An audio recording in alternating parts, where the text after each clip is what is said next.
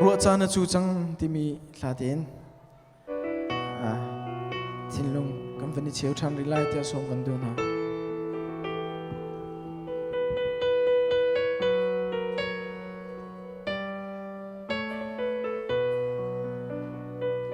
san na big in aniam na big arsat na phun kip tor ding ale no dok tlak lo le ngai cham ok tlak lo mi sual kan sa avai lam pu ding nau ta bi khri tor nak athi si se zai man an ren lo boy pa himo juda siang perang anti thlang lam nau tat le sar sat na ka in at chimi thong tha chu zai ya an ren lo a fak tu ke khri tor nak hi si se mi sual nang e kai cha an tu ki an kalpi Athina ding vai nam tung chu an puter ling lu chin an chin kapangai thiam ram na tin thla za cham e zai kan tua tien ngalo kapa hi ra hin ka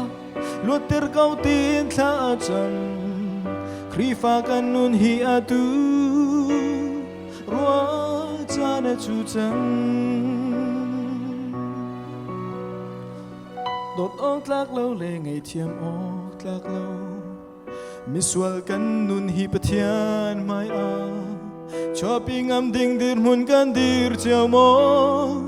athi senin kan sual vial te a kan to ma zon long kan i rua ton hi si se zai man an rin lâu voi pa himo juda siang perang anti thlang lam nau tat le sar sat na ka in a chimi thong tha chu zai ya an re lo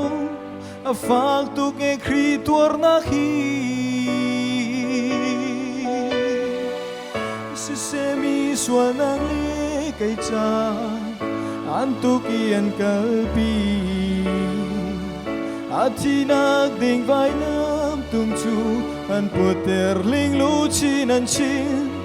kapa hi ra hin ka lo ter kau tin thla cha zai kan tua tien ngalo kapa ngai thiam ram na tin thla za cham e ri fa kan nun hi atu wa cha na chu chang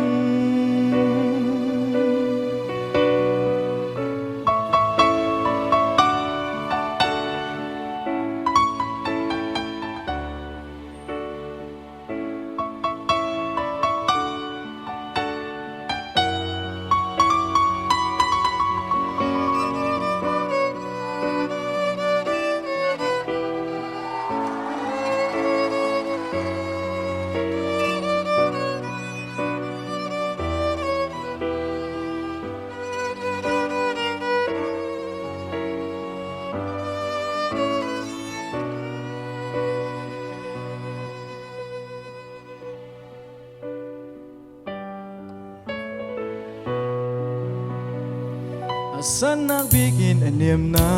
bikan arsat nak pun kip tor ding ale dot ok tlak lo le ngai thiam ok tlak lo mi sual kan sa va vai lam pu ding in nau ta bi khri tor nak a chi si se zai man an re lo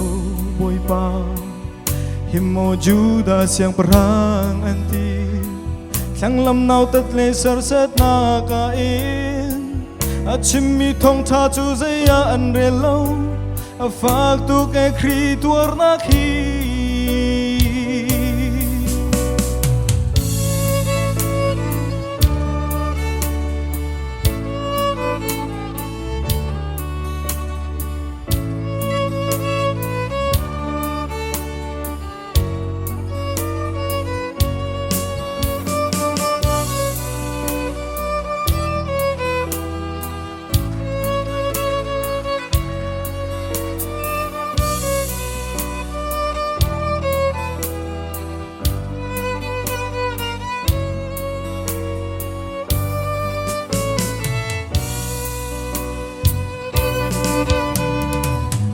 mani dum chunga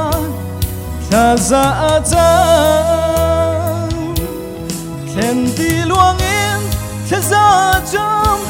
Athina pa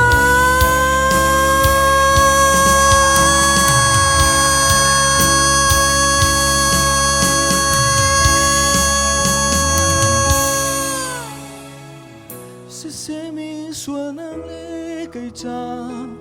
Antuki an kalpi Athina ding vai lam tung chu An puter ling lu chin an chin Kapang ai chiam ram na Tin thia za cham e